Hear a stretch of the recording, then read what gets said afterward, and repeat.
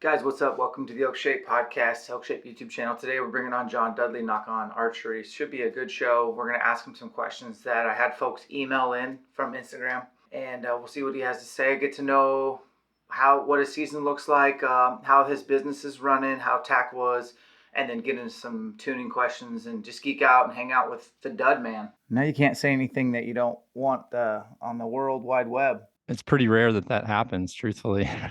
Oh yeah. What do you think of this? Dude, my mom loves that. I actually wore that shirt. My mom loves roosters, and so she like gets all these rooster like sculptures and crap. And I was wearing that uh a year ago, I think during whitetail season.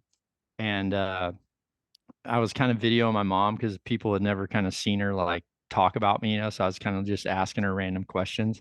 And she's just like, "Oh my God, I love that rooster. What is it?" And I go, "It's a tacticock." And she's like, "I want a tacticock." I'm like, "Okay, mom." Oh God. So yeah, very familiar with that freaking rooster, dude. Uh, that Nana is, Beth was all about the tacticock. dude, that's cool. So where's mom live? Is she in Iowa as well? Natchez, Mississippi, man, where I cut my teeth hunting down the Mississippi Delta. Mm. Well, technically Natchez isn't the Delta. Cleveland's the Delta, I guess, down in that area. But yeah, down in Natchez. Well, I like to start podcasts off by insulting my guests. So here we go. Uh, I here. Here's what I don't like. I don't like how cool your background is, how cool your artwork is, how clean your branding is, and all the little attention to detail. It really annoys me, and that's a compliment. What? Who did the stuff behind you, dude? That is so sick. It really depends. We have an awesome team. I've through the years, honestly, it started back with when Darren and I were doing DVDs out of the car. And I did a I bought podcast some. today with you did. Did you Oh really? yeah, yeah. I did a podcast today with Wayne in the cop. And Wayne was like, I was kind of talking to Wayne and he goes, "I remember when you pulled up in your Tacoma selling DVDs out of the car." He's like, "You had literally your whole life was in the car." Cause I did. I put everything I owned hunting wise in my truck one year. It was actually when I had left Matthews and went out on my own. So I had severance pay. So I'm just like, if I'm ever gonna just drive out west and actually explore every state out west and try to find every over the counter tag and just hunt unknowns, this is my one chance in life to do it. And I did it. And I forgot that I actually drove all the way up to the bow shop to kind of pop in. And Wayne reminded me of that. And I was like, oh my gosh. It was kind of sad because it made me realize how much stuff that I forget too. But on that original DVD, we were actually working with a buddy of mine, Dan, who did the first DD hat, and then a person named Antoine, who's been with us since the very beginning. I actually met Antoine and Sharon on the same trip to Europe to compete in an international event. I met both those guys, and Antoine started helping me with those DVDs and the edits with that. And Dan started helping with some of the very first artwork. The logo itself was actually done by Mitch, who is commissioned with Hoyt. He actually did the very first logo. Dan is an amazing artist. Dan did Scully, based on Sharon. Sharon actually normally Sharon and I like in even in here, there's two huge chalkboards. So every room that I occupy has a chalkboard in it. Like at work, there's chalkboards in every single office. We have we have three buildings downtown. So every building where I come in and talk to people, there's always chalkboards. There's two chalkboards here. There's three huge chalkboards in the kitchen where Sharon and I do a lot of concepting, and then obviously, and then there's other places that have it too. But this is pretty cool. This is no one's really ever saw the details of this. I'll show you so you can be the first. Let me unplug power. So, and then this whole wall, the entire wall for this particular spot here, this entire wall all the way around was actually something that we put together with another one of are really good. They're actually have all been followers to begin with. They were all followers that reached out. So I mean, I'm sure at some time you'll have the same. But Tim Jester did a lot of this stuff. So this is actually my personal office. This is normally where people come to me, but it's kind of where I occupy. So there's an upstairs too, that has a lot of my older inventory and such. But so this is kind of where people see me do content. I'm normally just in my office, so it's pretty nice. I mean, right here, it's kind of some of my tools. I mean, you probably like all this. Yeah, I do. It's pretty awesome. But yeah, everything, I'm a very organized, neat freak. So like, I like it. So like here's you'll probably like this. So like, if you like when people, they just keep going and going and going and going and so yeah, this is kind of where I come and I normally come into my office by about 4:45 in the morning or so, sometimes earlier, and this is where I do things. I've got like most of my bows are all over there. And then there's obviously ones downtown too, but whatever I'm currently working on is here. So right now I'm currently working on the arrow discussion. So with that, I actually have been doing a lot of testing with arrows with multiple models. So there's a RX7 back there. There's a Phase 4 back there too. So yeah, that's it. That's a look. Well, it's funny. We were at TAC and you were like, hey man, I'm going hunting soon. This is my last TAC. I finally get to this is what I'm looking forward to. But I do have a couple weeks of a podcast tour. If you want a pod, I was like, oh yeah, no doubt. It's been a while. Let's get you on. And you've been doing it. But about a week ago or maybe so, by the way, I'm a creator of content, not much of a consumer of content, as you probably. Me too. Exactly. I never have time to consume anything. So I got word that you were spitting fire on the socials about arrows, and I got super excited. I did watch probably a tail end of one where you were shooting in your backyard at 70 yards, and you were shooting a couple different manufacturers, and you were just like, major in the majors. I'm paraphrasing, folks, but basically John was saying major in the majors, not the minors. Like you can't paralysis by analysis on like the minute details of which way your arrow clocks or which vein configuration or FOC. Why don't you just put the freaking work in? And you're soaked in sweat. I could see the Midwest humidity. And you said you were coming up on 500 arrows. What inspired you to go on this rampage, which I love? Honestly, being on that last tack and seeing people that went backwards in where they were in archery based on the fact that they were spending too much time trying to focus on the gadgets rather than the technique and the fundamentals. It's just like, the guitars are the one thing, like if my mind's like clouded with archery, I started trying to teach myself how to play guitar about a year and a half ago.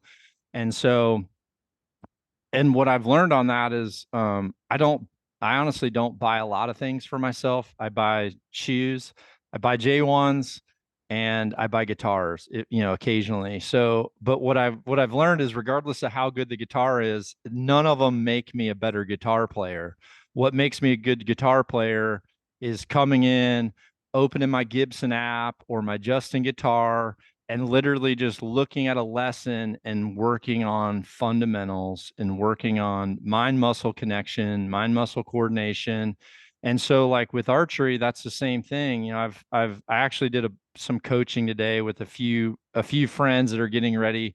They're higher profile people, so they don't really go into shops, right? And they were sending me some results and asking me, why am I declining? And I'm like, okay, one, how far is that? They tell me, and I'm like, two, it looks like it's windy. Yes. And I'm like, dude, it's so important that like just because you can shoot 100 yards, like if you're going to litmus test yourself based on not shooting great groups at 100, that's the best time to just bring it back, make the target bigger, focus on the fundamentals, and shoot. So at TAC in Utah, I'm fortunate that I see a minimum of 10,000 arrows fly just at TAC events, just standing over the top of people at my target and watching arrows fly.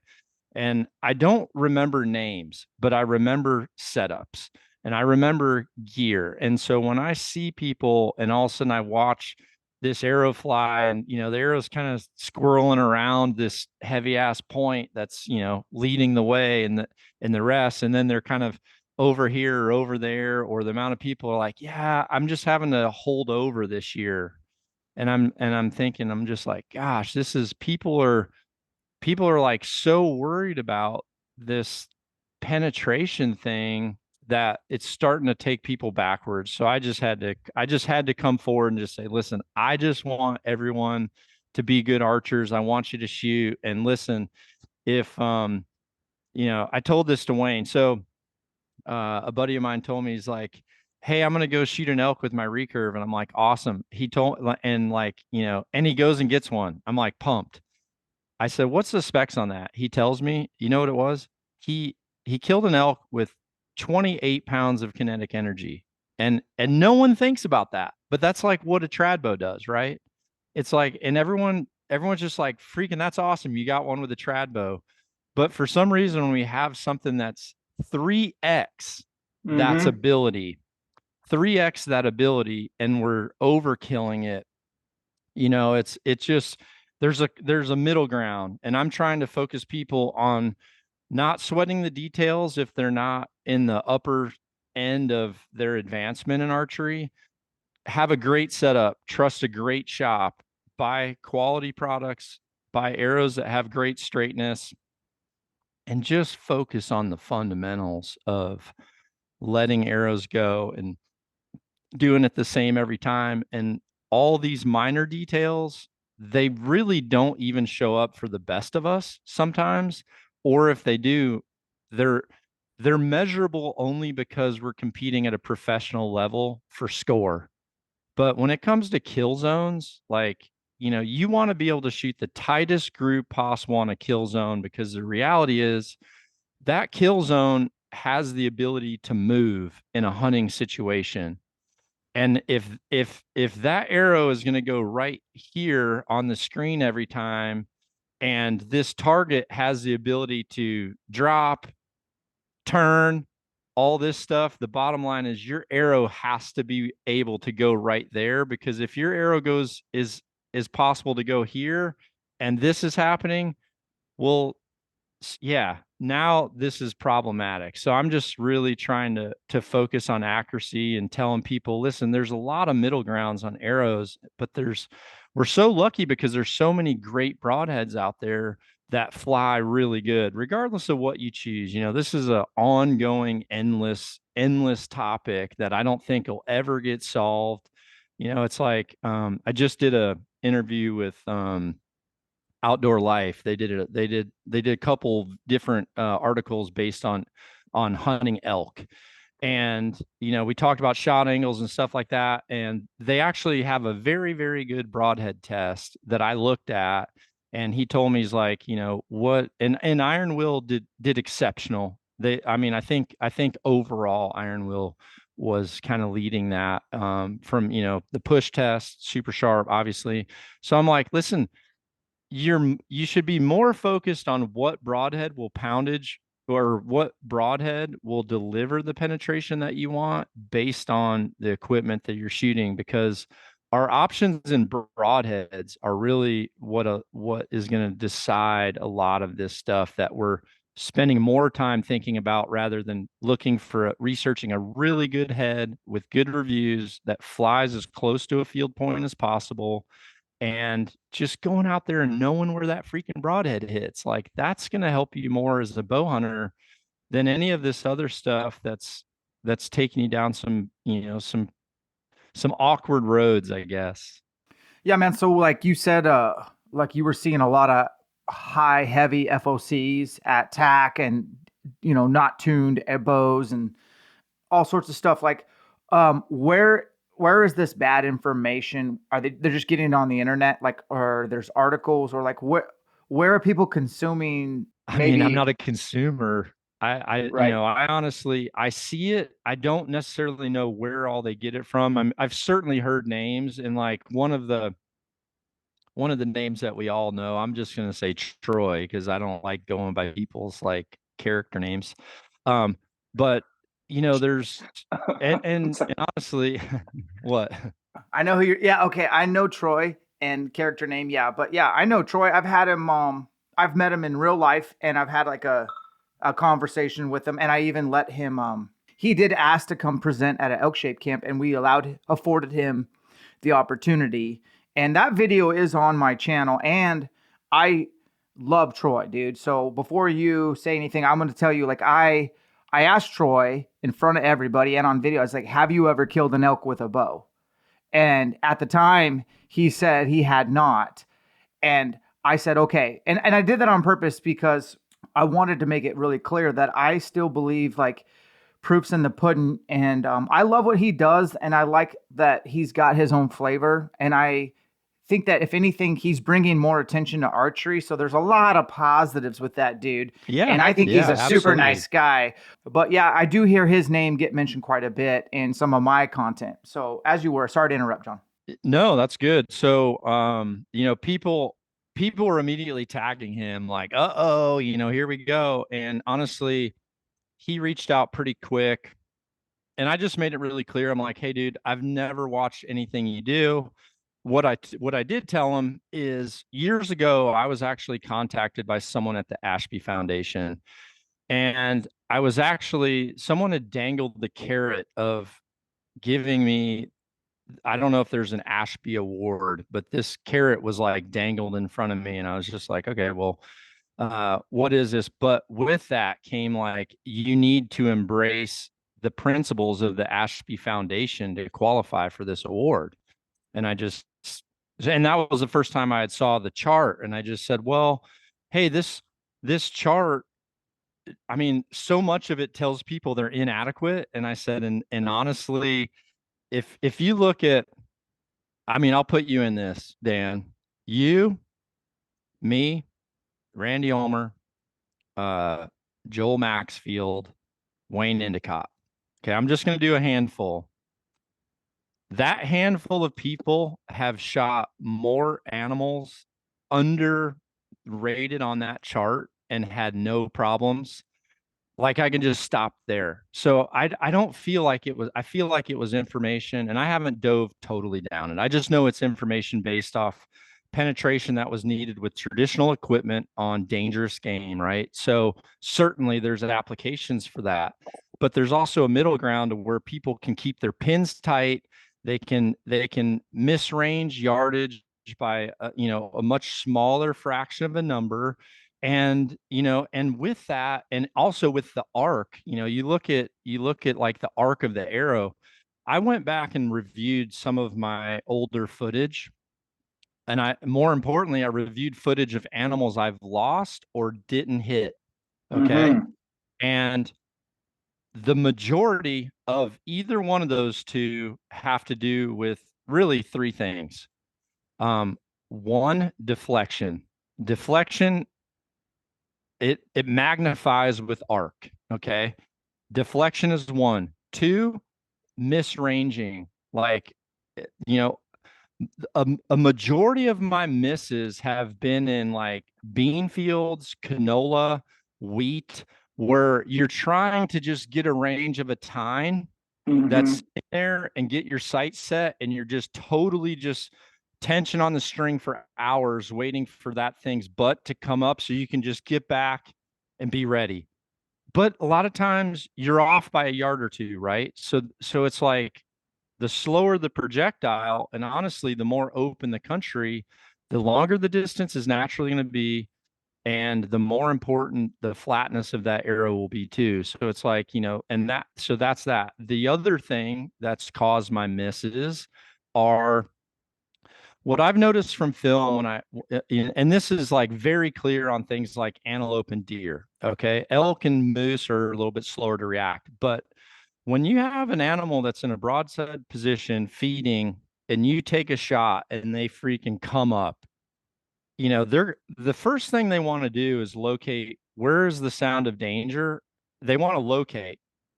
Once they want to locate, then they want to, in my mind, they want to confirm, okay, where did that noise come from? Okay, there it is. Is that danger? Yeah, I got to get out of here.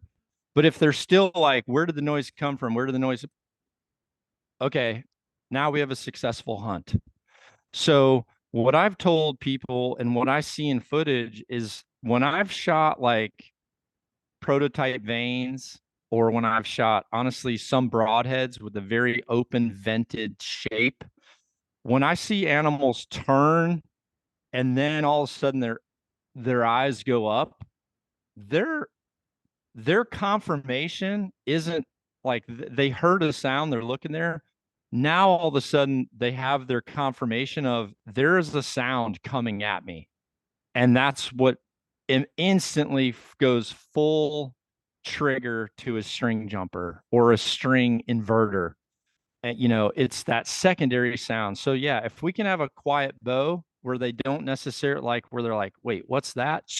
Okay, done. Which last year I shot a mule deer at a pretty long distance in canola.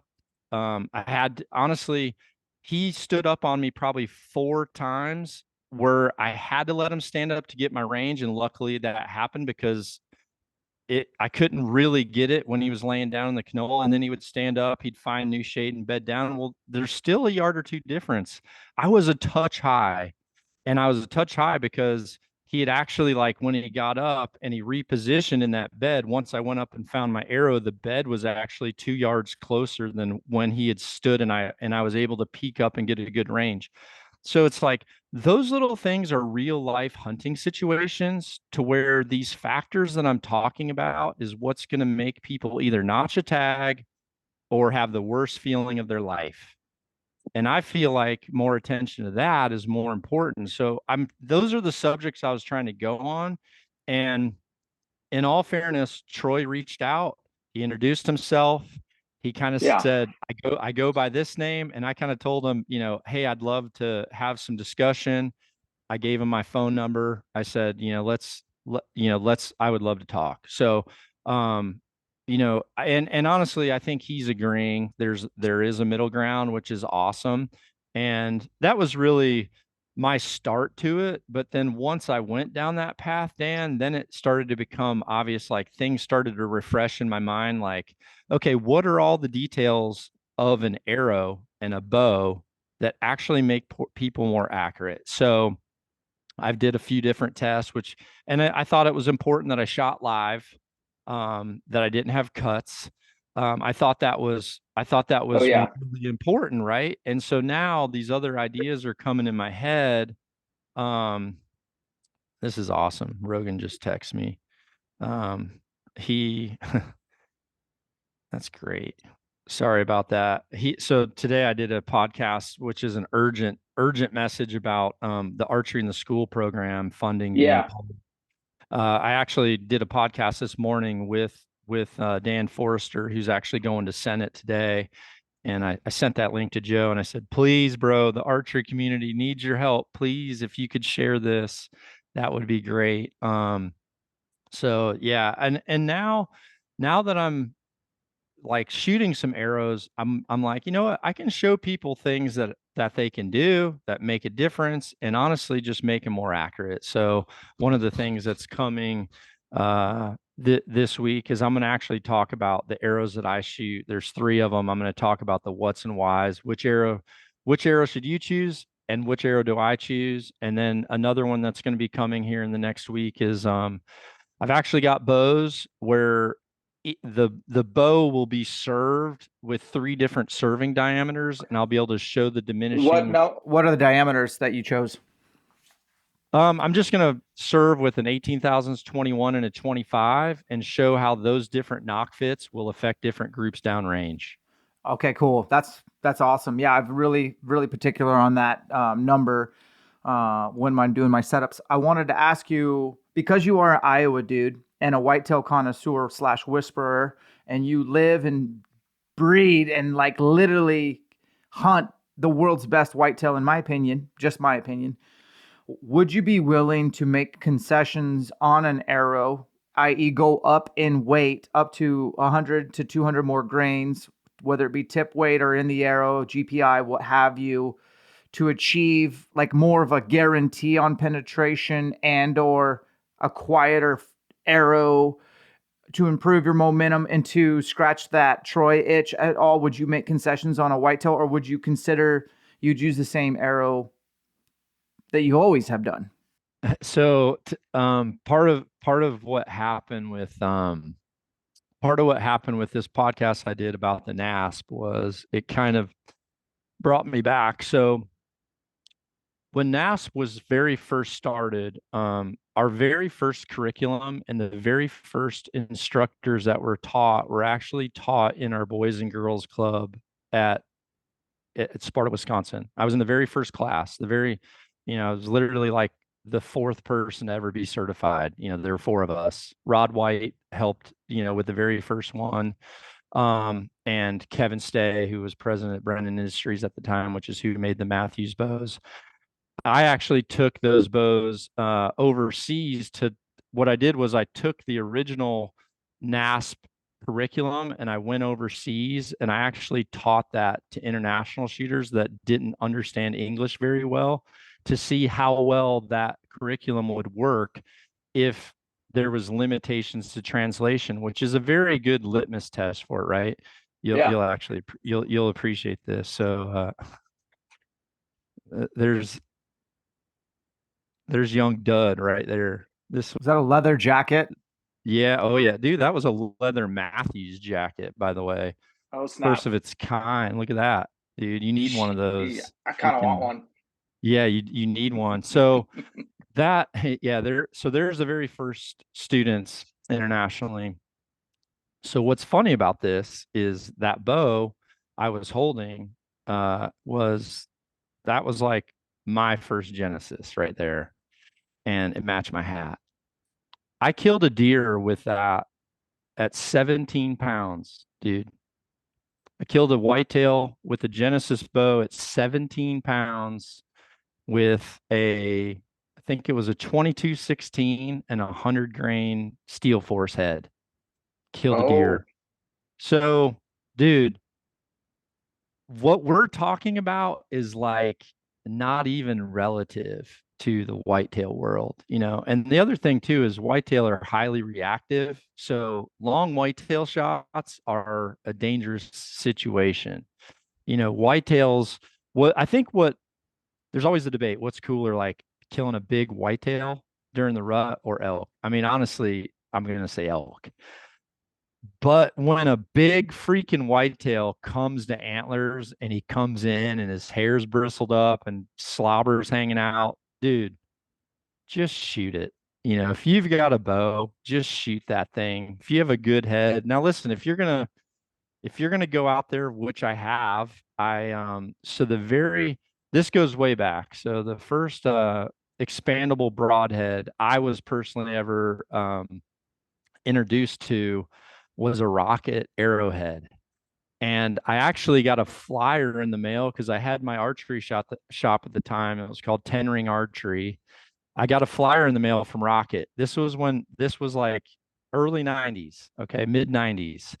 And they actually had a cow on this freaking flyer, dude, hanging up. They had bought a beef cow and shot this thing with broadheads and freaking sent it out. And I called them and I'm like, this is the most ridiculous, horrific thing to represent bow hunting I've ever seen come in the mail. And I just chewed, the owner's name was Greg. I just ripped him a new one up and down, dude. And so he just said, you know what? I'm not gonna use that anymore. I really value your opinion, but can I send you some heads? So he sent me some heads, and honestly, I think I still have some in that drawer right there. He sent me a 2-gallon Ziploc bag with Rocket 100s. And he's like, as many things as you can shoot with this, I value your feedback. And so with that came Rocket went crazy on expandable cuts, right? I tested a 4-inch cut rocket, dude. I tested 4-inch cut rockets shooting an ACC 360 out of at the time it would have been a Feather Max. Okay. And dude, like when you want to talk about questioning penetration, that's when I was kind of like, okay, it killed this thing, but that didn't go in very far. So like obviously there's very big extremes, like if you're trying to push something like that through. But dude, you grab a Genesis bow and take an iron wheel and shoot into some gel, and you're gonna be like, that's a dead deer. Yeah, That's a dead, 100%. you know what I mean? Well, Last week I said, "Hey y'all, I'm going on a pod with Dud. Send in your questions." And we got quite a few. I'm a little bit, I'll be honest. I mean, I'm always honest. I was like a little disappointed in the questions. I was like, "That really? That's all you got? That's what you want to know?" So we'll do a couple, but the other idea I had was maybe potentially I'll just go live on Instagram and get real life questions, but that's always a little scary. You never know what we're going to get there. But I can filter those out. I'm usually composed. I'm not super afraid of that. Yeah. I'm usually composed. The one thing I'll tell you is it's hard to for me, like and honestly, this goes like right to working out. Like I told you, I'm like, dude, I think you saw me and you said like, why don't you ever like show some of your fitness stuff? And I'm like, that's for you for and sure. Cam. That's for you and Cam. I mean, dude, I work out with my son normally in like a shirt like this. Like and Harry's full keep hammering, dude. He's got his sleeves cut off, That's freaking checking awesome. his shit out all the time. And he's on Swole Patrol and loving it. And I'm just like, you know what? My thing has always been I'm reclusive. I'm in my little zones. Yep. Maybe I got that from when I used to be, one of the very few guys that had access to Matt McPherson's design lab where he worked on a lot of his stuff. And I was fortunate to be the one for, a decade that shot that stuff and, checked the tune first and, had to bring in paper with like, hey, here's how it would shoot. So I've just kind of been in a little bit different position, and I've never really felt good about like talking about my accolades. Like I have lately, only because I'm like, listen, a lot of these youngsters weren't even Yeah. around when I shot. I mean, honestly, Levi was in the youth division when I shot. He was like I think his grandpa was bringing him to shoots, if I remember. Like I remember that part, so and honestly, I think I looked a lot different then. So some people have forgot about that stuff, and I don't feel like I did a great job like explaining that, but like that portion of my life, my timeline was literally to be able to have a podium to where I could teach. Teaching's always been my passion. The very first time I started writing was for 3D Times magazine. I wrote an article or I wrote a column. They gave me a column called Rookie on Tour because I lived out of my car. I drove my truck. I had a little Coleman tent that I bought at Walmart. I would set that thing up right outside the practice range and I would sleep at the events until Jerry Carter came along and allowed me to sell releases with him out of his 10 by 10. Well, he literally had a table with a silver suitcase on it, dude. Like that's what we were. Jerry doesn't like driving himself, or he didn't at that time. I was too young to rent cars. I wasn't allowed to rent cars. So when I started flying to events, because then I started working at Matthews and I had limited vacation. So I would dock Fridays. So I would like get the earliest morning flight out on a Friday. I would drive 4 hours so that I could get a direct flight into wherever I was instead of flying out of Sparta. And I would fly there. And when I landed, I would literally sit on my bow case at the baggage carousel, waiting to see someone else's bow case come out. And I would say, can I have a ride to the ASA event or IBO event? And then, luckily I met Jerry, and, for probably 3 or 4 of the first years, I actually traveled with Jerry and April, and I babysat their kids. And I would literally hustle releases for them. As soon as I came off the range, I would get in the booth and hustle releases for them. And Jerry, if I sold enough releases, Jerry'd buy me dinner. And then it got to the point where they would pay for a room. And this was huge for me. And then eventually I started rooming with Dave Stepp and Brian Jones. And then that's when the trouble, that's when the trouble started. So, I love that history, man.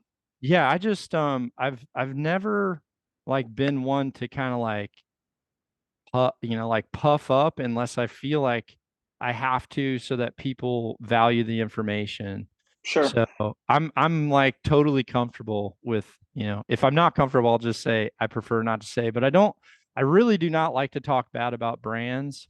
I like to talk about what people do good, like I said, hey, Bill's a great guy. He makes a great product, and his product has evolved. I gave him some feedback on some, I think I have one of his very first broadheads he was gracious enough to send me, and I gave him some feedback on it. And you know what? It might not be because of me, but he's made some changes to that feedback that I think made his product better. So, it's like I've never wanted to burn bridges. I think that's very apparent with Matthews and with Hoyt and with PSE. I've been at some very reputable companies. Every one of my departures has been very, I think positive, and I try to set a bar that's a positive bar for anyone that's representing companies and making changes or deciding on another product. I think the best thing to do is just focus on what you do good. Don't focus on what other people don't. I love it. All right. Well, I think we should go live if you're down. Let's do it, dude. All right. Let me see if I remember how to do this. I don't go live very often. All right, guys, we are live. We're podcasting with Jay Dud. We might bring him on here so you can see, but these are your questions. All right, so I'll give you the first one that I got sent in. And a guy was wanting to know, Dud, he says, his name's Sean, and he says, ask Dud how he shoots a 300 spine arrow with a 30.5-inch draw at 75 pounds with 150 grains up front. I feel like the spine charts would tell folks to go to a 260 axis. Okay, so first off, hey buddies. There he is. There I am. So first off, I actually rewrote the Easton chart. So on the Nockon website, the Easton chart has been rewritten based on what I actually found, because at the time, all these charts were not based on the fact that we had heavy inserts. So some of these heavy inserts. Dud, I got to interrupt you. You got to jump in on this so people can see. So you got to jump. We're going to have John join here. And there might be a weird delay. I'll have to turn you down, though. That's fine. All right, I'm in. Request to join ElkShape's live video. Send request. Okay, dude, we're live broadcasting over Don Jr. Oh, that's gonna go well. Okay, yeah. Okay, so in regards to the spine, we're going. And I'll tell everyone watching here to jump in soon enough. So I rewrote the spine chart based on the fact that at the time there was not heavy inserts. So I used to have Darren Cooper and I did a thing on this. We used to actually put screws in the back of some of the first inserts so that we could get heavier weight for a little bit higher FOC. I actually had brass machined for all my ACCs back in the day. So what I've learned over time is some of those original charts, they were based on when compound bows first came onto those arrow charts, they recognized compound cams as hard cams. And originally, a lot of the cams were very hard, especially some of the hatchet cams. And in the original charts, there was actually soft cams, medium cams, and heavy or aggressive type cam systems. And so the more aggressive the cam and the more dynamic force on the arrow, the more you would have to stiffen that spine category. Stiffen up a little bit. Yeah. Right. So that's one part of the equation.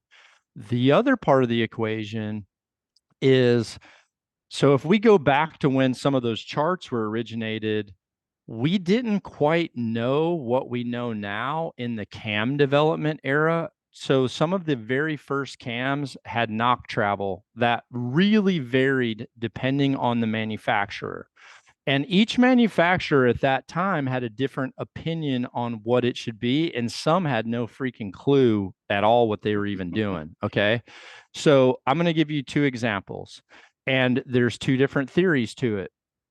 Matthews wanted straight nock travel. And that was a huge marketing campaign of ours. So we did a ton of footage where we measured the nock travel from the bow at rest to where it got pulled all the way back to full draw. And we plotted that on a perfectly straight line. And the draw and the curves of the cam and the draw curve was made so that every single draw length, and that's a big reason why in the very first Matthews, there was cams very specific to their draw length. You had a 27.5-inch cam, a 28-inch cam, a 29. We had to do that because we were at the very first stages of being able to draw a perfectly straight line. And so as that, and it was an easy marketing campaign because it's like, if you want your broadheads to go straight, your nock needs to be going straight. Okay. Once that happened, well, now the arrow has a very different type of pressure on it. It's being drove straight from the back, right? But then Hoyt came forward, and on some of Hoyt's testing, and especially since their engineers are target guys, keep in mind, Hoyt has an engineering staff devoted to target dudes, okay? What they wanted was a nock travel that slightly rose at the tail end of the curve, because what they were finding on lizard tongue style rests, where you're sitting an arrow on here, that downward pressure at the beginning of the cycle forced the arrow to ride that arrow shaft out better without it like literally like kind of skipping. And so on some of the perfectly straight nock travel bows, you would actually have a little more wear on one side of the arrow or one side of the blade, because it, even though it was being supported, it wasn't being driven in. Okay. Then at that time, Kevin Struthers, it's Kevin, right?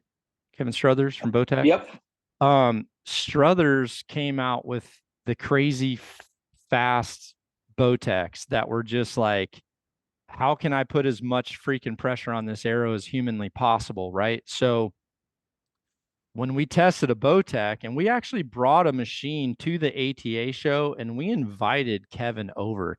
Matt literally showed Kevin how to repurpose his cam for better tuning, because the Bowtech at that time rose at the 3/4 part of the cycle and then dropped down and then came back to center.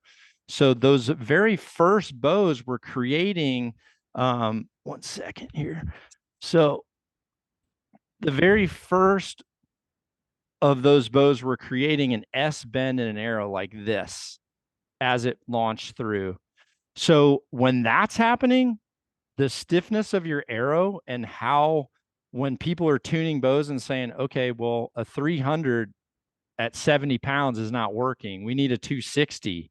Well, when you're factoring in weird nock travels like that, 100% that's the case. Now, okay. Now we have bows.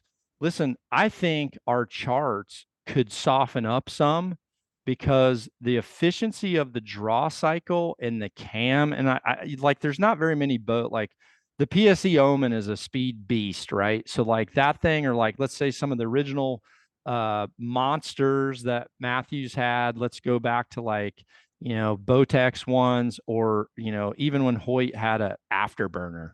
Okay. These are things to where 100%, like if you're weak at all on that chart, it's problematic. What I found is on these PSE cams, when I went to the PSE cams, they allowed me a softer arrow than when I was shooting some of my original carbon, either my carbon matrix or, some of those other cams. Like, for example, everyone like Hoyt was chasing speed, they came out with that RKT cam. That RKT cam, it would 100% need that stiffness, right?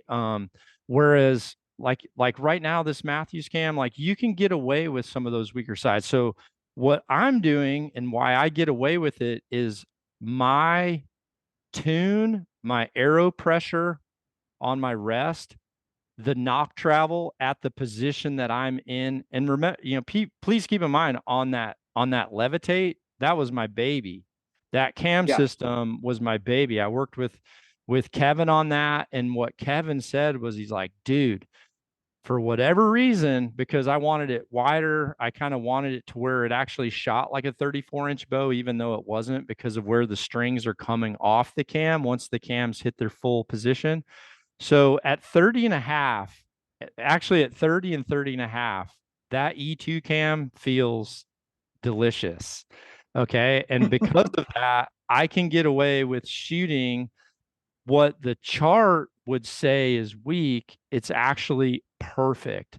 If I go to the 260, it starts to open up. So let me I'll just pull this up for you quick. I'll have a video coming soon. So this laptop right here, I went and dug this out of my safe because when I was trying to find some of my historical data, which I have just tons of it, I had to go to this old laptop. So I'll type in. And hey, you guys on the live Instagram right now, we are going to take some questions. So if you want to stick around, I'll make John answer questions faster, but this one's too good. We got to take our time on because it's like, but I would love to get some Q&A with y'all. That would be great. I went live with Dan so that you guys can ask some good questions. It's probably going to end up being a 17-hour podcast. Let me make sure I plug my laptop in so we don't die on people here. Okay, so don't die on me now. I'm just going to pull up some stuff so we can show people, Dan. Okay, so cool.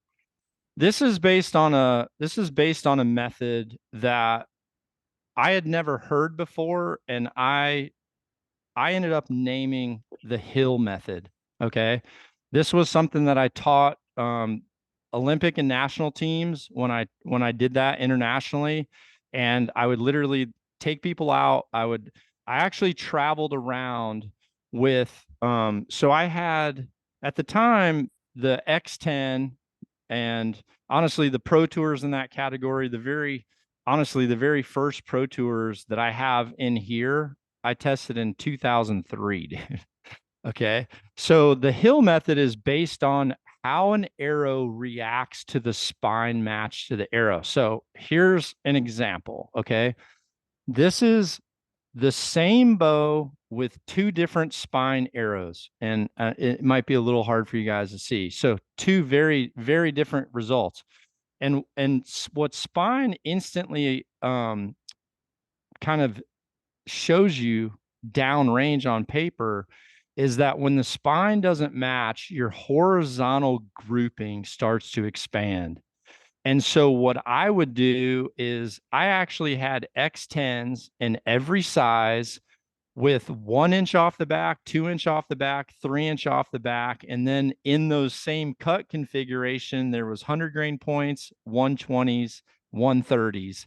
And literally I could take people, never even change their bow. They could shoot that entire freaking group down there. And instantly you would know what arrow shaft is more important for you. Here's a perfect example. Okay. So let me open this up. So this was, and hey, this testing is 2003. Okay, so there, right there is let's see, that would be a 380 spine. This is a 420. There's a 470. Same bow. Same bow. So as it starts to get too stiff, not only does the horizontal line open, but when you have marginal shots, your flyers start to really fly. Okay. So what I do when I'm setting up my bows is I have over here, right over here, like that's my personal batch. So when I set up a bow, I have arrows built in 300s, 260s, 250 spines. And all I do is I'll take 6 arrows exactly the same, and I freaking lob them all down there, dudes. And you'll see pretty damn fast where your starting point is. And to me, this should be the arrow chart. Like if you had an arrow chart where you could type in your specs and it just showed you what would happen that way, then that's a huge difference. So hey, John, show that laptop. Put that laptop right in the center of your phone frame. People couldn't see that group. That was such a good visual. Okay, hold on one second here. So what distance was this shot at? Yeah, look at that. There's an example of that is the same bow. And this is actually out of a shooting machine too at 90 meters. So there's the same bow showing 3 different spines and 3 different results without moving the bow. Okay. So let me see. And you can, so to answer that guy's question, that's pretty much, why I can do that. So, I mean, this is pretty dang, sorry, everyone. I know you're listening, but, let me go in here. So John, why don't you sell at Nockon, like a little test kit where you get like 3 arrows, 3 axis set up at 300, 350, and maybe you already do, but do you guys sell like a little test kit where they could tinker and test for themselves and figure out that sounds like used to work there.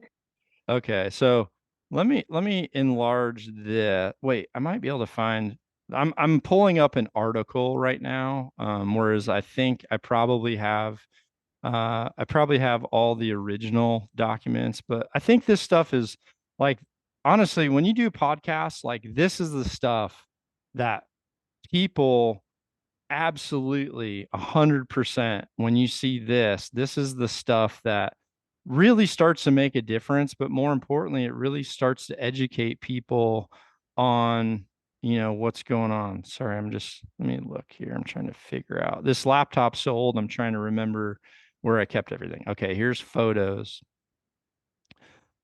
All right. I'm just going to I'm going to thumb through this. I don't even know what's all in this. This is just a folder called arrows. This is all arrow grouping. Okay. That is only testing. So that right there, dude, is a day where I only tested the color of veins, because the green paint in this particular brand, I won't say it, but the material itself was actually slightly heavier. Okay. Like here's the stuff where people worry about, well, that's like when I practice in the winter. I don't even know what these photos are. I'm just going through. Be careful. There's the end of a hill day. That's 90 meters, dude. Okay. There's some of your very first shafts. Here's another, this was a day of testing right here. So here's another day of hill. And this day of hill right here was actually based on 2 things. It was based on point weight in arrow, and then also stiffness of the nock, and how the stiffness of the nock affected the hill as well. Okay. I showed you guys that picture. There's the end of a day, finishing my tune. So this bow I actually took to a world field. This particular bow, it was a setup that I need. I wanted more speed. Again, ending results. These are just documentations of vein configurations, fletch configurations. But as a hunter, let me just try to find. Yeah, some people are asking, is this being recorded? You know this. Let me show you a little behind the scenes of my ghetto studios. Yeah, we're rolling. So if you guys got to go back to work, this will be, now this pod won't drop for a while, probably a month or so, but okay, here's another great one, Dan. So here is a bow. And so here's how here's a way that you can easily do the hill method. Okay. And I'm going to do a video on this anyway. So how you can affect an arrow by approximately 3/4 to 1 spine size is just under 4 pounds of pull weight. Okay. So what I did was I took a bow and an arrow that I have, and then what I do is I reduce the poundage about 3.5 pounds, and I will shoot a group again without moving anything. Don't change any variable but one. Okay, so this was the end result, right? Okay, Right. this was after decreasing the poundage on this particular bow by 3.5 pounds. So, like in this case, let's say I thought this spine was perfect for 75 pounds, and then I shot the group, which was actually this. Okay, and I'm like, wait a minute. When it starts to flatten out, and you don't have facial pressure or grip pressure inconsistencies, this is an indication of spine. And for me, this downrange is way more critical than a bare shaft tune or even a walk back tuning gets you close where you know your arrow setting's right. And here's the thing, all of those things, if you do them right, they usually get you here. But this is a faster way. It's literally like, this is the arrow I think I want. I wonder if I had a stiffer arrow, what'll happen? Take 3.5 pounds off, 4 pounds off your limbs. And all of a sudden it's going to be low because you just dropped a weight. But if all of a sudden it goes like this, okay, now what I need to do if I want to shoot 70 pounds is now I need the next size stiffer, or I need to have less insert weight. So for some of you out there who are shooting extremely heavy points, hell, 50 grains will instantly show you these same results. So there's a bow and there's a bow, same person, same arrow. This is arrow's reaction to bow. Okay. They're like, this picture down here actually became pretty well shared. Okay. That bottom picture, because that was literally me taking 4 different kinds of arrows, properly hill testing them, knowing where my sight mark was, and then shooting a group with 4 different shafts out of the same bow without moving anything. Okay. So yeah. That is tinkering. That is some tinkering. I love that. And so would you say, is it safe to say, trust the spine charts, but verify with some laboratory work? Trust everything but verify, dude. Gotcha. Yeah, dude, that's great information, y'all. All right, John, we're going to take a small, guys, we'll go for a few more minutes. I'm going to take a break from archery just for a second because these guys consume. Yeah, we got questions. Yeah, we got to hit some of these questions. We got to talk about number of vanes on the back end, because I think you and I see things differently. Also, I just got to ask you, based on the spine part, is there, so technically there is a such thing as going too stiff? Like, yeah, for sure. 100%. Right. You drink too much water, you'll die. Yeah, exactly. Okay, well said. So let's talk about 3 vanes versus 4 vanes. I saw that on there. I typically try to keep 3. I feel like if 3 vanes can't do the job, something's wrong with my choice or technique. But you like 4 vanes. Do you want to talk about the differences and when there's advantages or differences on vane configuration? No, let's stay away from vane configuration. Let's talk about number of vanes. Yeah, I mean, we can talk about all of it, but right. I actually have a very good friend. He's kind of a behind the scenes engineer, and he actually can tune broadheads with 2 vanes like someone I've never seen, dude. So I believe it. Listen, the Sonics we have are 3 vanes. A lot of what I've ever killed is 3 vanes. But here's where the difference comes in. Where the difference comes in is there's a lot of people out there that don't build only one setup and that's all they go with. There's people that have multiple broadheads in a quiver, even though like that's a little bit scary for someone who doesn't do homework, right? Right. It's not as scary when you have more steering. Okay. So that's one of the reasons. The other reason is if you think about the helicopter that they used to kill bin Laden, right? Quietest helicopter ever. Did it have three freaking propellers? No. No. because you don't want to, if you're chopping air and if there's like space between veins, that's sometimes what makes the vein have a more audible sound. There's actually two different characteristics to it. So, and like I can pull up another picture here while I'm talking, but the four veins, when I shoot for, what I like is I like the front of one vein to align where the airfoil of the rear vein would begin. Does that make sense? So that it's literally turning air like a ceiling fan that you have that has 4 or 5 blades on it. It's quiet. You look at a Hunter fan or whatever, a lot of times the quietest ones have that. And so when it just comes to an audible sound, I like the 4 fletch for that purpose. And also, we are sending arrows to people where we have no idea who's tuning their setup. We have no idea what broadhead they want to shoot. And the bottom line is it lets more people get away with more assortments. So, listen, 3, every single medal I've ever won was with 3, dude. Like, but I never worried about sound, And I also shot veins that were a serious pain in the ass to get to stick on. I mean, like I had a timer. Every vein took 23 minutes to fully cure before I could move it, because I had to, you can't go somewhere, you can't travel 20 hours in a plane to shoot for a medal, and you only have 12 arrows to freaking make it or break it, and one vein ejects.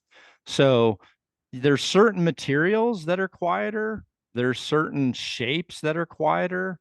But certainly, on almost every arrow I won a medal with was no more than 1.5 degrees, 1.5 degrees, because the faster it's turning, the faster it'll decelerate too. Yeah, and I've seen that. I've actually done some testing for a antelope arrow, and I have a video coming out on that. But I totally went away from a crazy helical for this particular arrow to go to like literally 1.5 degrees. And actually, I went to the right, which my arrow clocks to the left or whatever. I don't pay attention to that too much.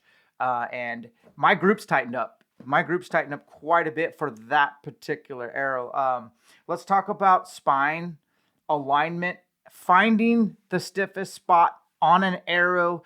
I'm really big into skipping the foreplay, if you know what I mean, when it comes to arrows. And if I don't need to nock tune, if I don't have to bare shaft through paper, then bare shaft tune out, like I try to get to the end, which is a lot of time for me, a big, chunky, fixed broadhead, and I just shoot it with a fill point and double check tune that way. But a lot of guys get really hung up on spine alignment, finding the stiff. Do they have their cock vein aligned with the weakest spot of the arrow, the stiffest?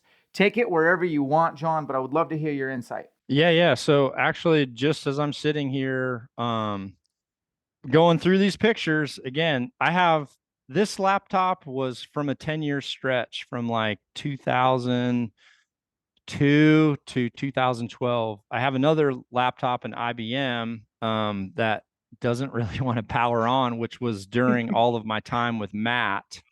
But man, as I'm just looking through here, okay, this actually just came up. So this was actually a test that I was doing on, there's the circumference consistency. That particular arrow looks like it was on one of the very first hex, which has now evolved into a sonic, which is a thicker walled hex. Okay. But there's some testing I've done.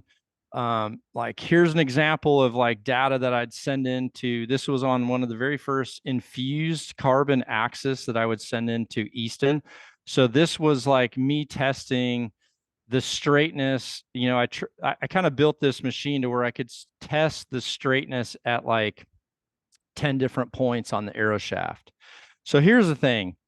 If you have an arrow shaft that you don't pay a lot for and it has a 3,000s plus or minus straightness, nock tuning is going to be an issue that you might want to pay attention to.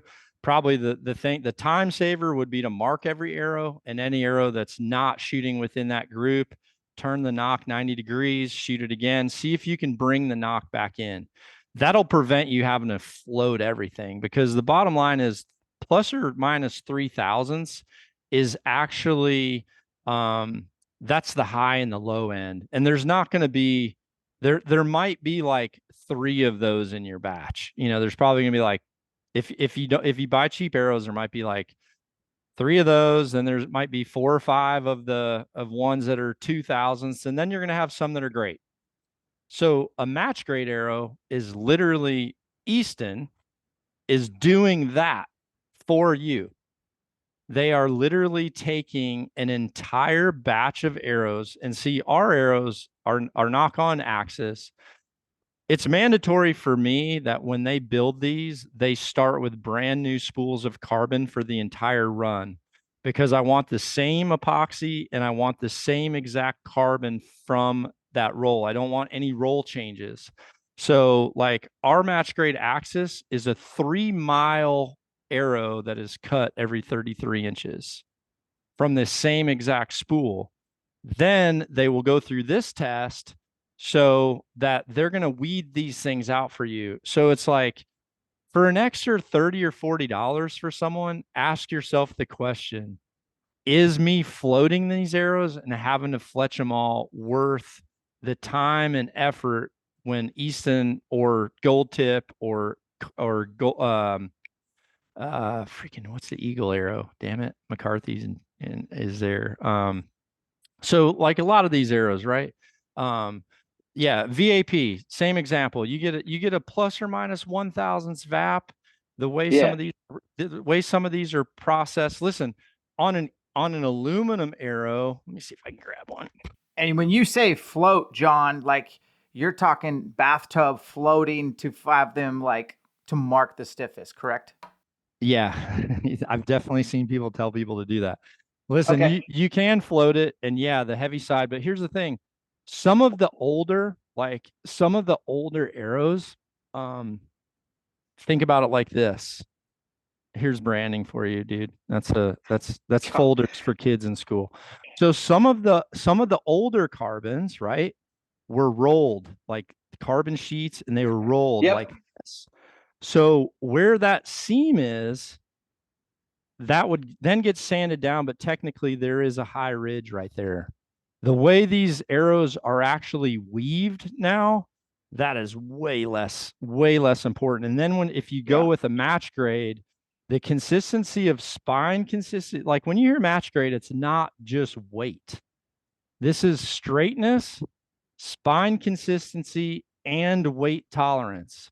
So it's like you are spending an hour floating arrows and then fletching all these things and paying attention to it, when that's an hour you could have went and practiced. So if you look on an, and I don't know if you'll be able to see it, it might be really hard. Hold on, let me see if I can get the angle just right. But on a black aluminum arrow, I'll put my fingers on it.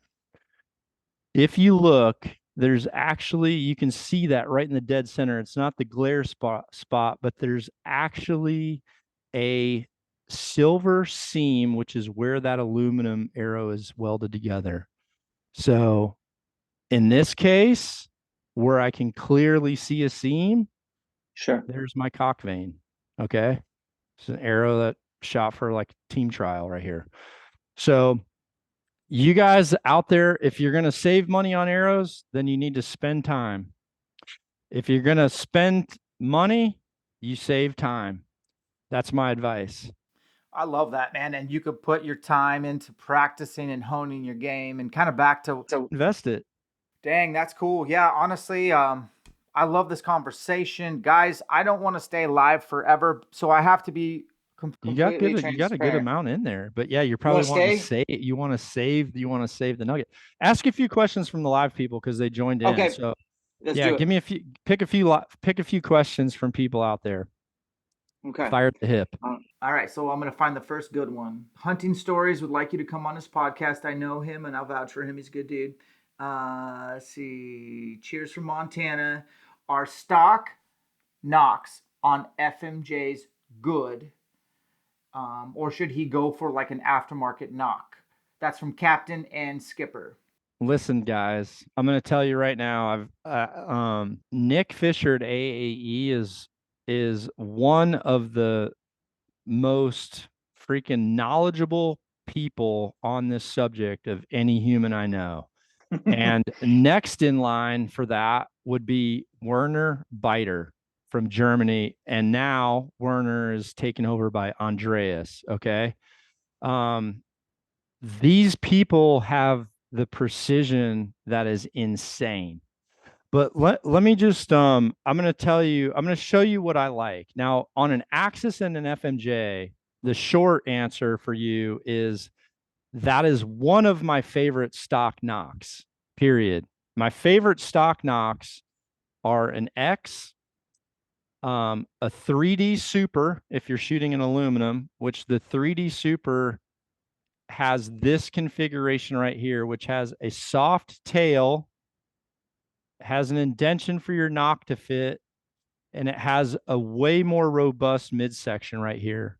What you don't want is a nock that has flex. Okay. And so this actually comes into can you give me a second? You take over. 100%. Look for another question. Let me just be right back because I want to show people this. This is important. That's cool. Yeah. Okay. It says need MFJJ on here. I agree. Where are you, MFJJ? This was not planned. I didn't plan on going live with John. I'm going to blame him. Justin Walski, I want to say what's up. He wanted to know the 4-vein max stealth with the wrap. Is that enough to change spine dynamics? I like that question. Okay. We'll come back to that, Justin. People ask me about 4mm all the time. Listen, I love the flight characteristics of a 4mm arrow shaft. Here's what I don't like. What I don't like is I actually feel that lighted nocks should almost be a mandatory thing for hunters because the recovery rate is so much. There's two things that are critical to a lighted nock. Impact assurance, because when things happen fast, especially in elk, dark timber, Dan, where you're at, how hard would it be in that dark timber to know where you hit, especially sometimes when 100%. You don't have another guy or you don't have a camera. You're like, man, you whirled fast. I don't know what happened. The back of my arrow's laying right there. No, don't know what the freak. A lighted nock, in your mind, it'll take a snapshot of, damn, that looked a little bit far back, which is actually what happened on my moose that I shot. When he stood up, I couldn't see his leg. I could see his hump. I knew the hump was a danger zone straight down from the hump. So I went back where I had a nice hole. Okay. This is a Shiras I shot last year. When it hit, I thought, oh, that's a little bit back, but it's for sure liver. It's a dead bull, especially with a 2-inch, I shot a 2-inch freaking expandable. And it buried that far. Like that's a dead bull. But I also didn't pursue very fast. I took high ground. I got confirmation of where he was laying down. And honestly, he was like hurting. I went up there within like a couple minutes. I ran up the hill. I spotted right where he was. The lighted nock was sitting there like that. I literally low light. I'm like, boom, there's my bull. There's my bull. And then I could pick my navigation route. I went in there and honestly, I freaking gave him another one. But when I field dressed him, neither of the arrows were behind the diaphragm. That was a dead bull. But seeing that arrow helped me know where he was. I didn't walk up there and spook him. And I was able to have a clear visual. So like for me, part of ethical hunting is proper recovery. And I think aiding in recovery is critical. So I think the shot confirmation is critical. And here's the other thing I think is important. This is really important for new bow hunters and new archers. So I spent years trying to get permission on this farm in Wisconsin. I worked up there. I hunted public land. I knocked on doors. I was like hunting just some of the crappiest stuff because I was just getting permission. Well, after multiple years and also helping during dairy harvesting time, I'd go there and milk cows for this guy. He started letting me hunt. Okay. Well, I go out hunting one day. Starts to get a little bit dark. I don't see any deer around, but here comes this coyote. This coyote comes in and I'm like, I'm going to freaking smoke this thing.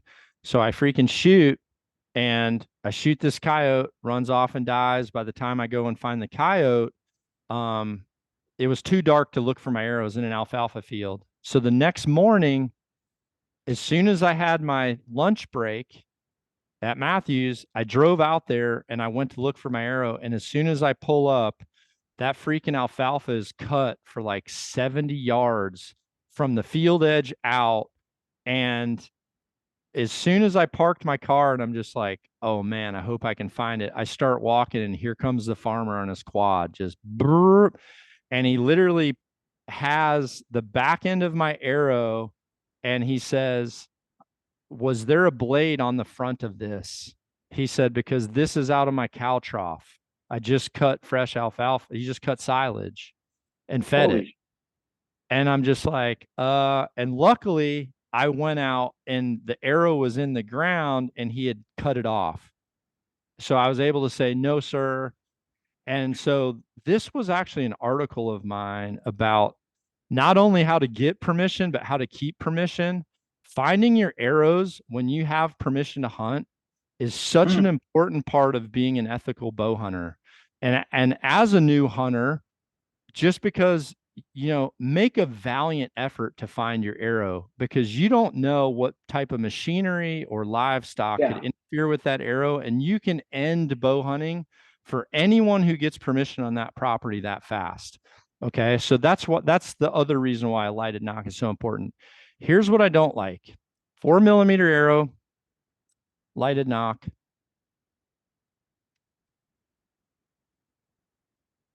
So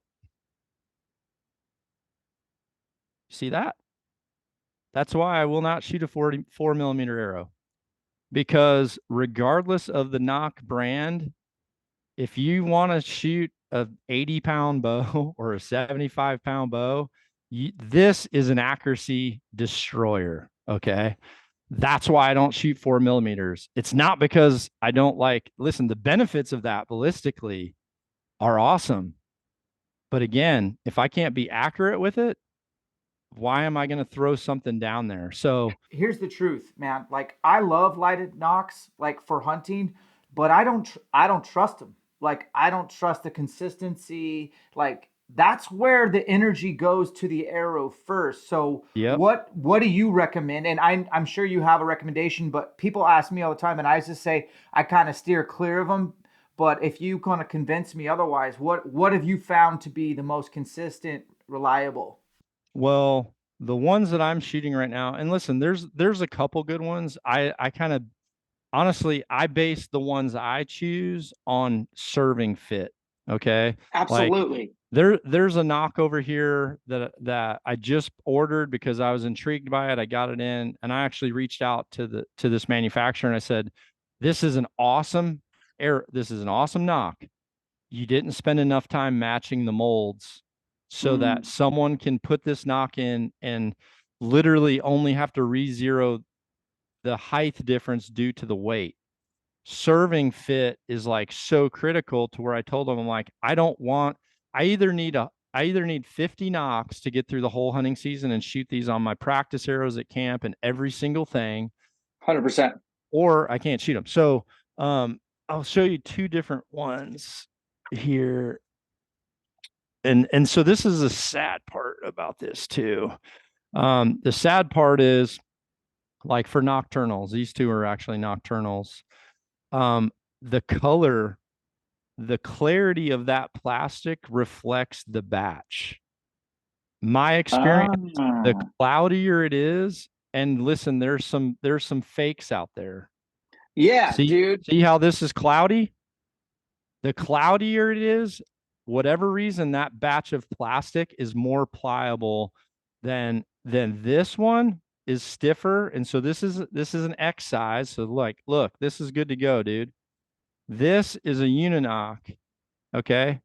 This one also good to go. I mean, I'm pushing pretty hard, but certain ones, that's really what you want to look for. And the thing is, the higher your poundage or the lower your draw or the longer your draw length or the more aggressive your cam, the more that stuff will start to magnify. So what I would just tell people is this: listen, if you see a lighted nock that you like, the best thing you can do is see how your bow shoots with field points with the stock nock, put on a new nock or put on your lighted nocks and see if your groups are the same.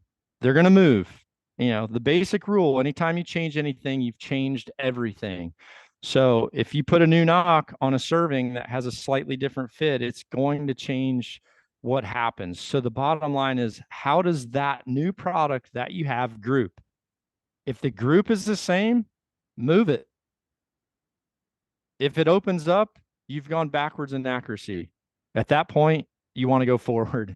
Okay, that's cool. And my buddy Josh, he showed me 2 weeks ago some 4 mil lighted nocks that he had found, and I can't remember the name. I wish I could have found out what they were, but he was like, man, these actually might work, because you're right, 4 mils have been tough, and I've really loved running the pro comps, quite honestly. Like, that's my favorite little bougie arrow. What other good 4 mil options do you recommend? Like, let me ask you this: if you had to choose pro comp versus the Easton long range, do you have a winner? Each has their own individual application, or another brand?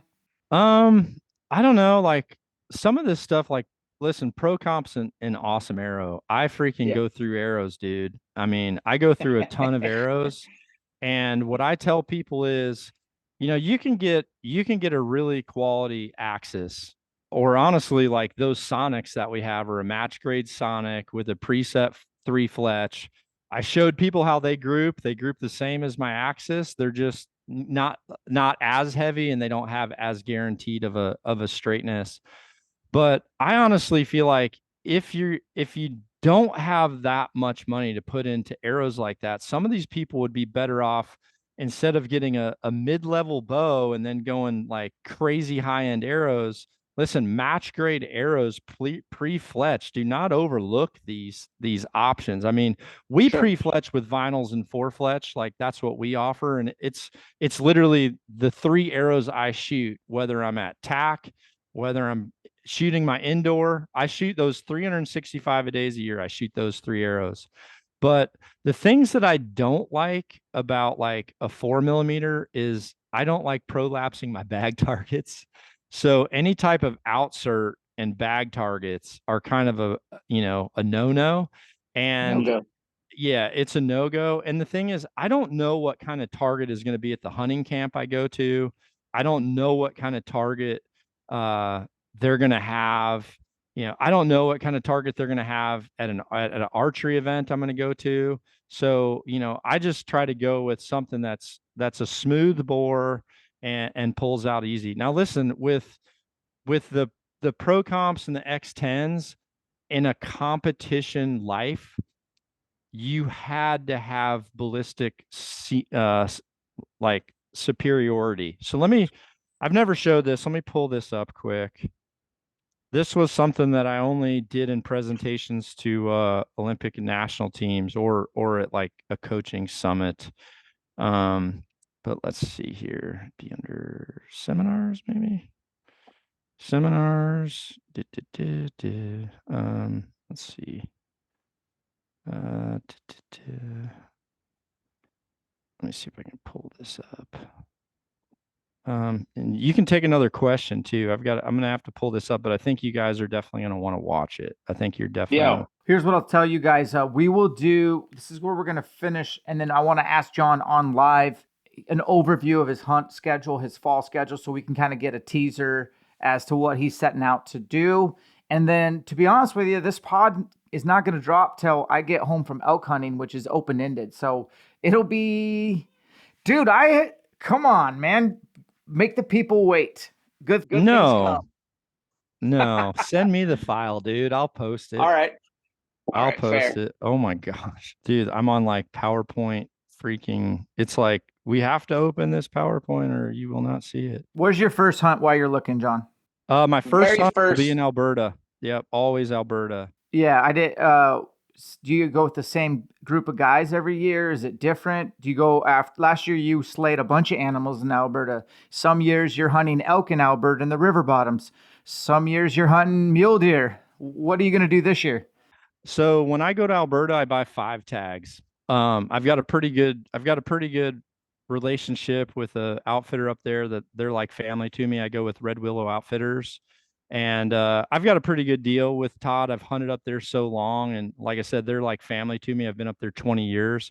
So I actually buy 5 tags, and then 2 of my closest friends that actually were like some people I credit with what I've learned in the backcountry. For sure, Dusty's dad, but he's like both of these guys are like my brothers. Right. They're from BC, so they can actually get a guide's license in Alberta. So it's pretty sweet. They get a guide license. I've got a real shitty camper that I keep up there. They bring over 3 float boats. And, we normally do, last year, if you saw my hands, I think we did like 100 miles on the river and about 150 on foot. And we just hunt. I have permission on some open fields. So if we see a muley out in a field and I know who it is, I'll go knock on the door and see if I can do a stalk. Some people, we just got permission to walk through the fields to get to the Crown Land where it dives down into like the Peace River and stuff. And dude, we just go still hunt. I'm normally calling for elk first and foremost, but we're glassing a lot. And if we see a whitetail, bear, moose, mule deer, elk, then I go for it. So this is a very old presentation, one that I would have done for, a national team or or an Olympic team. Let's see. Sorry. Thought I had that. I was trying to see. Okay, here I can do it this way. I hope. So this was all presentations on arrows based on seminars that I actually used to do for Easton. For Easton at some of the training centers. So right. So like, okay, here, let's see. So here's several shafts. Some of them you may recognize. Pro Tour, that right there was like one of the early concepts to your pro comp. The pro field is actually the pro comp. That's been changed. So part of this data, like some of this data, let's see, this is every arrow that I just showed you with different point weights. And this shows you the ballistic drop and how these arrows retain energy at the longer distances. So the smaller your margin from full acceleration to deceleration, the tighter and more consistent your group will be downrange. So this is based off not only diameter, but also speed. Okay. Let's see, we can go further here. So like these are like graphs made on like downrange ballistic coefficients of an X10 versus a Pro Tour, which at the time was really important because one of the really hard things to tune an X10 was the fact that it was barreled on both sides. Okay. It was small, tapered in the middle, barreled down. But they were designed, the ACE and the X10 were originally designed for our Olympic recurve shooters. And it's why the X10 is why we dominated the Atlanta Olympics, was because we were the only team with them. But the problem is with the compound bow, and especially during the early 2000s, because of those weird nock travels, and that's part of why like Hoyt started to play with it, was they knew they had to drive the nock point down as it cycled through because the shaft got skinnier too, right? So there was this really difficult tuning era where some people did not know how to tune an X10 because it was a barreled shaft. Okay. So the Pro Tour came out because the Pro Tour is tapered in the front, and then it is fully parallel at the entire back side of the shaft. So one of the things that was critical was because we've paralleled the back to take the stiffness of the thrust of the compound bow, will this arrow still have the ballistic coefficients downrange? Which the answer was yes.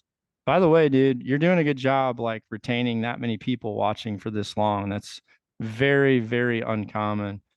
So yeah, here's tables And these are things that I had James Park did an amazing research project testing.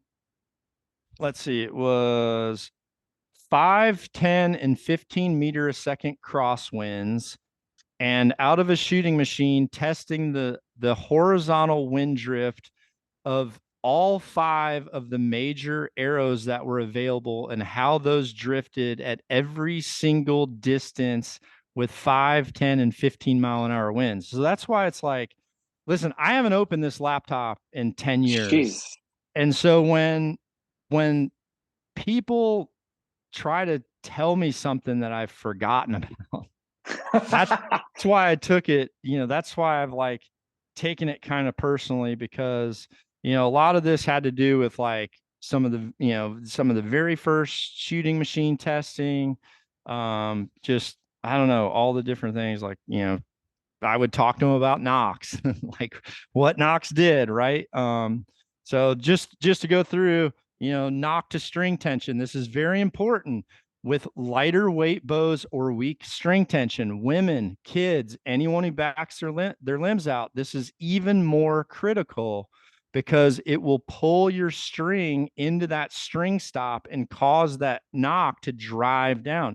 So if the arrow can pull the string more than 1.5 centimeters without releasing it, it's too tight. Okay. So then I go into a presentation about custom strings, the importance of replacing nocks. We replace nocks the day before every single official practice day. Oh, really? Yeah. Oh, yeah. Yeah. Like you can wear out a nock.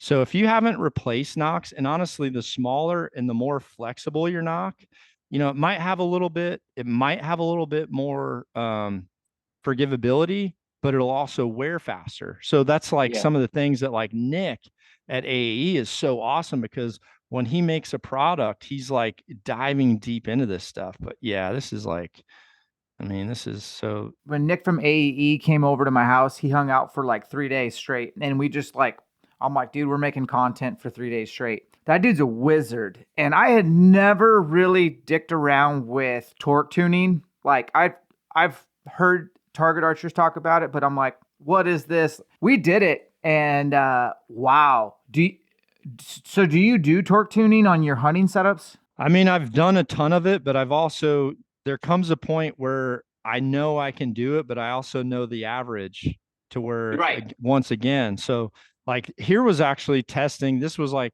some testing and what we showed based off the results of poor drag or poor clearance. So if poor clearance and your arrow is doing what I said a lot of people's at tax were doing, where they're having the point is leading the way like a freaking shot put going through the air, but the back of the arrow is like this ribbon just kind of like taking it.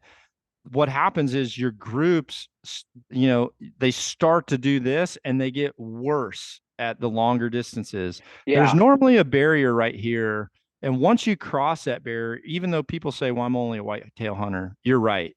You're totally right. If you're a whitetail hunter, 30 yards or less, dude, get after it. Stop sweating the details. If you're a Western hunter, if you think you're going to go out for antelope, more importantly, if you've ever actually hit an animal and it doesn't pile up on the first, right then guess what? You need to be able to make a follow-up shot.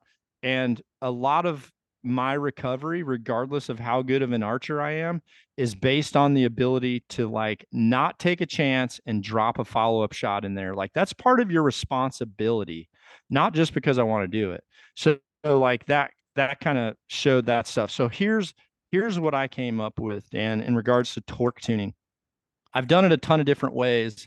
If you go back and look, if you can find any pictures of me or video of me competing, when I competed, I never had my sight all the way in front of my bow because I did torque tune. So I've kind of found a relationship where, because the arrow rest isn't as far back on a hunting bow as like a target archer, I would have a full trophy taker or a full lizard tongue 2 inches behind, because again, I'm chasing ballistics that I have to have because of those tables I just showed you.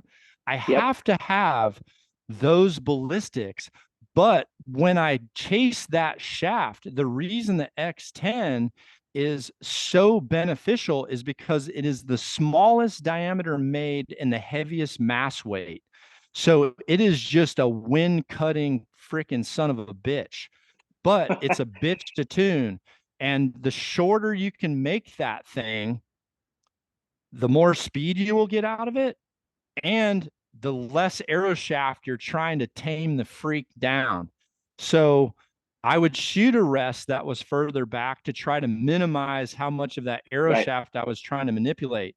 So in a hunting situation, what I've done is I keep my rests, like all my rests, like my offsets, or honestly, like the little PSE block that fits into the QAD that pops into the riser, that puts that in a position to where if you match that to the exact length of the Spot Hog NE that I offer, I have torque tuned for you. Okay. That's exactly what I found is that ratio, that distance. Cause man, well, think of it like this. So, okay. So if I'm holding this arrow here and let's say I torque the bow and my front sight's over here. Okay. Well, I don't know that I've torqued the bow. So what I'm going to do is I'm going to aim to where my point's on. So the purpose of torque tuning is if you torque the bow, what you want is you actually want this arrow rest that's supporting the arrow, offsetting your false aim. So you're literally, by making those distance from the pivot point closer to the same, you're minimizing your deficiency. So that's why when I see these guys with the new phase 4 and the freaking, the block that's mounting right on the dovetail, and then they want to have this cool sight out in front, you're killing yourself. All of your torque is magnified. Literally, I can vouch for that because we tested it, man, and the compression really. And when you think about torquing, I don't torque my bow. If you're a hunter out west and you're crawling through the sage, being a ninja, and you're gonna take a shot in the silo or up on a steep angle, you're probably gonna torque your bow in the heat of the moment. You need that forgiveness. So I am sold on it, man. I'm glad and you explained that very well with your visual aid. So if y'all don't know about torque tuning, I'm going to volunteer Dudley to do a whole video series on it. Coming soon. Dude, I want to go hunting. I think I've gone on enough freaking rants, but yeah, I mean, all I want is to make archers better by learning from all of my horrible mistakes that no one ever could freaking explain to me. That's the truth. So listen, that inline design is awesome. Okay. Like Matthews did a great job on that. I'm pissed PSE did not listen to me when I wanted to put the pick rail on the NTN. They're like, no one's going to buy in on that. But it's a good design. But here's why it happened. Why it happened is because Matthews had to thicken their risers. And when they thicken their risers, now most sights out of a box would not go far enough left because because the riser was so much thicker. Standard blocks are now sitting over here. Okay. And they couldn't get their sights. So naturally, Matt's like, well, I love this freaking design. Let's make it easy. And the arrow rest was the first problem. That was the biggest problem. Like, forget about sights. Sights, actually, you can have way more movement. The first problem was the rest. And that design came out on the rest, guaranteed for their ability to bring things back to center. Matt loves the details. He loves clean, clean, clean, which is one of the things, like when I do a model for PSE, that's why there's like little bitty details. He wanted it clean, so he did that. Well, then once that happened, then the next thing was sites, but he also, I'm sure they needed a year to convince the site companies, get some people to sign some NDAs and actually have product ready ahead of time so that they could meet Matthews for that system. And then once that system came, well, now every boat company's like, oh, damn, we can beef up our risers in the center point which was kind of a weak point on some of these risers where they're trying to really thin them down and everybody's battling the weight gain, there's just so many things in the industry that's like cause and effect. And although that's awesome to have them in line, bring it in, dudes, bring it in. Your pin gaps get much tighter too when you bring it in. Guys, we did not plan on going live. We went live forever. We're going to tune out. I got another podcast to do right after this, and it's in 10. I got to say goodbye to John. This podcast won't drop for a little while.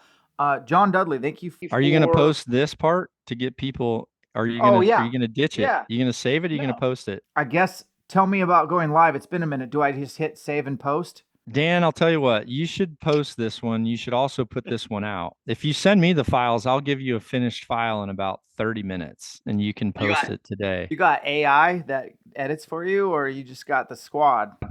Dude, just because I'm quiet sometimes doesn't mean I don't have my shit together. Like we've got an awesome team.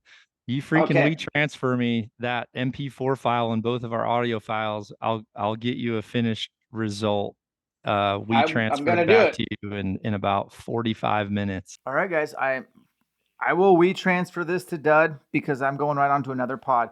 But I'm going to sign off live and on this pod. And I'm going to tell John right now, thank you for your continuous support. John called me a couple weeks ago out of the blue, and I'm not going to tell you the details of the conversation, but you know what it was about, John. And I just appreciate you always having my back. So I can just be like, hey, dude, this is my opinion. Take it or leave it. But yeah, the reason I wanted to do it is because I'm passionate about this. I want people ready for hunting season, dude. Let's get people ready for hunting season. Let's let people forget about all this shit and just take their bows and go outside for the next 2 weeks and shoot freaking groups, check your broadheads, get your sights dialed, and just notch tags and love archery. That's what I want. I'm notching tags. John's notching tags, and so are y'all. All right, we're going to get this out today or tomorrow or ASAP. I appreciate you guys. Separations in the preparation. We'll catch you on the next one.